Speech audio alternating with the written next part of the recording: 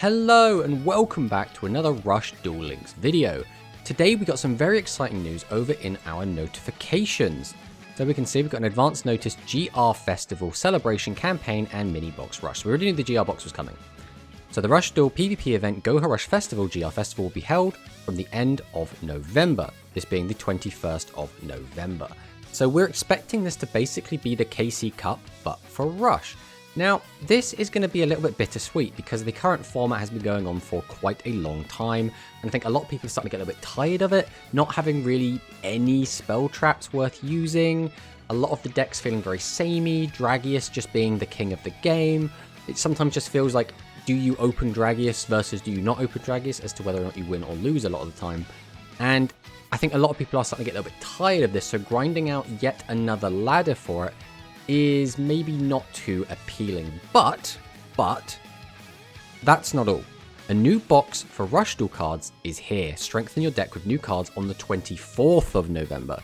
So what we can expect is the first 3 days of this event will be with our current card pool, but then from the 24th, so 3 days in, we should be getting our new box, which will drastically shake things up, which I for one am really looking forward to. I don't hate the current format. I think it's very diverse. It's quite cool to see a big pile of different decks. Even if the decks are very similar to each other, they are still different enough that they're classified as different decks. But I have played so much Rush in this current format that I am really ready for any kind of change. On top of the fact, Roa should be coming soon as well, which will be huge. What we could probably expect is some new spell and trap cards. I'm expecting something to try and push players towards wanting to use them, and just having trap cards that are useful means that people will be pushed into playing things like Hammer Crush to deal with annoying back row, which should hopefully smooth things out a little bit. Also, some cards to help deal with Dragius would be great, and I think the main contender that people are hoping to see is Beast Gear, because their Beast Gear World card can basically reduce Dragius' attack by 300, which can be quite devastating in the right situation.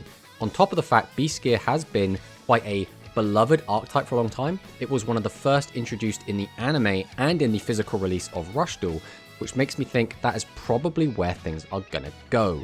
Yosh has obviously already been seen. We've had him as 2 different NPCs now, which is a bit weird, because he was introduced in his Crusher form during Mimi's event, which is a bit weird. I don't know if that means we'll actually get him as a character. Based on the fact we're expecting Roa to be the next character, I would assume not, but we might find another legacy skill to basically be able to use it with anyone. But I don't know if we'd get anything as powerful as starting with Beast Gear World in play. That seems a little bit too strong.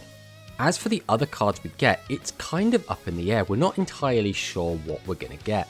We might just get some more of the other cards that were released in some of the first couple of sets, like Hyperspeed Rush Road or Shocking Lightning Attack, in which case we could see new updates to some of the existing decks.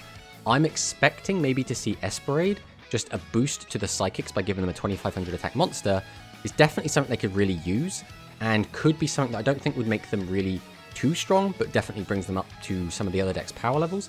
I think it wouldn't be too shocking to see another dragon put in as well. The Geas dragons are everywhere. There are just so many of them, so introducing one now, like Meta Geas or Mirror Geas or something Geas, I think is to be expected, and obviously the fact that dragons are fan favorites.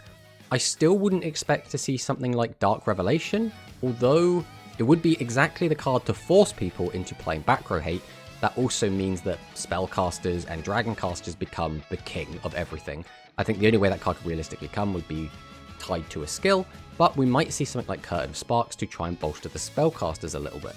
Aside from that, I'm not sure if anything really needs any more touch-ups. Like, the Gavin/Gakuto deck could use a little bit of a buff, as it is starting to fall off a little bit, but I don't think it needs anything big.